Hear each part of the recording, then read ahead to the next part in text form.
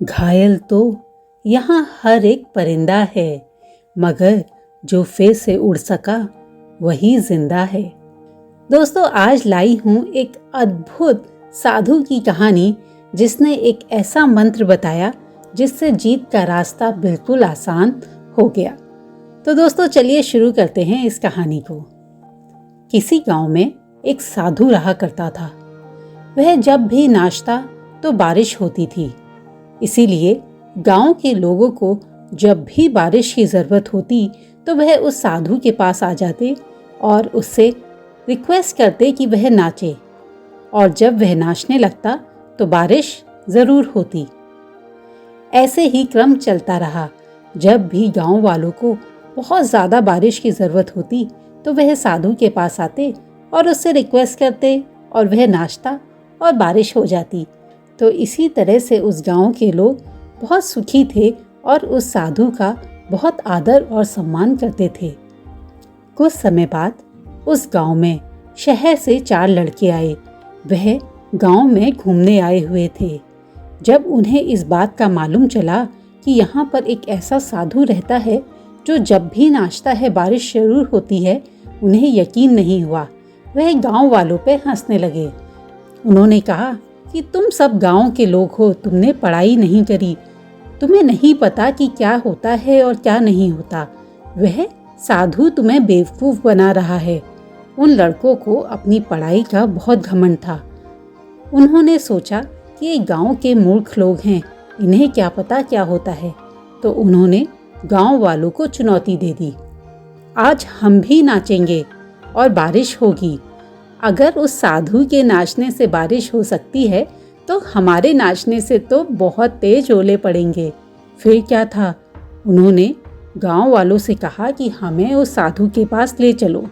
अगले ही दिन सुबह सुबह गांव वाले उन लड़कों को लेकर साधु की कुटिया के पास पहुंच गए। गांव वालों ने साधु को सारी बात बताई। साधु ने कहा, ठीक है, ये जैसा चाहते हैं वैसा ही होगा। लड़कों ने एक एक करके नाचना शुरू किया।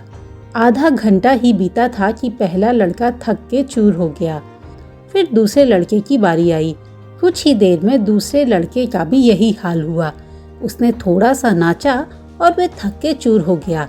ऐसे ही एक एक करके सारे लड़के थक के चूर हो गए, पर बारिश का तो कहीं नामो निशान नहीं था। अब साधु की बारी आई। उसने नाचना शुरू किया। 1 घंटा बीता, बारिश नहीं हुई। साधु नाचता रहा। 2 घंटे बीत गए, बारिश फिर भी नहीं हुई। पर साधु तो रुकने का नाम ही नहीं ले रहा था। धीरे धीरे शाम ढलने लगी। तभी बादलों की गड़गड़ाहट सुनाई दी और जोरों की बारिश होने लगी। लड़के यह देख के दंग रह गए और उन्होंने साधु से माफ़ी मांगी और पूछा, हे बाबा, ऐसा कैसे हो सकता है कि हमारे नाचने से बारिश नहीं हुई, पर जब आपने नाचा तो बारिश हो गई? ये तो बड़ा चमत्कार है। साधु ने मुस्कुराते हुए उत्तर दिया, इसमें कोई चमत्कार नहीं है। मैं जब भी नाचता हूँ बस 2 बातों का ध्यान रखता हूँ। पहली बात यह कि मैं सोचता हूँ कि अगर मैं नाचूंगा तो बारिश को होना ही पड़ेगा, और दूसरी यह कि मैं तब तक नाचूंगा जब तक कि बारिश ना हो जाए। उन लड़कों को अपनी गलती का एहसास हुआ और उन्हें समझ आ गया, जो लोग सफल होते हैं या जो लोग लीडर्स होते हैं, उनमें यही एक गुण विद्यमान होता है जो उन्हें बाकी लोगों से अलग बनाता है। वह जिस काम को भी करते हैं उसमें उन्हें सफल होने का पूरा यकीन होता है, और वह तब तक उस काम को करते हैं जब तक कि उन्हें उसमें सफलता ना मिल जाए। इसीलिए यदि हमें सफलता हासिल करनी है तो उस साधु की तरह अपने लक्ष्य को प्राप्त करने तक जुटे रहना होगा। दोस्तों, अपने लक्ष्यों के लिए जोशीले और जुनूनी बनिए। विश्वास रखिए कि परिश्रम का फल सफलता ही होता है। थोड़ा डूबूंगा मगर मैं फिर तैर आऊंगा, ऐ जिंदगी तू देख, मैं फिर जीत जाऊंगा।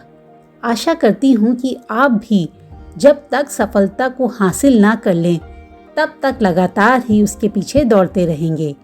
दोस्तों, ये कहानी आपको कैसी लगी मुझे ज़रूर बताइएगा। जल्दी ही मिलती हूँ एक और रोचक कहानी के साथ।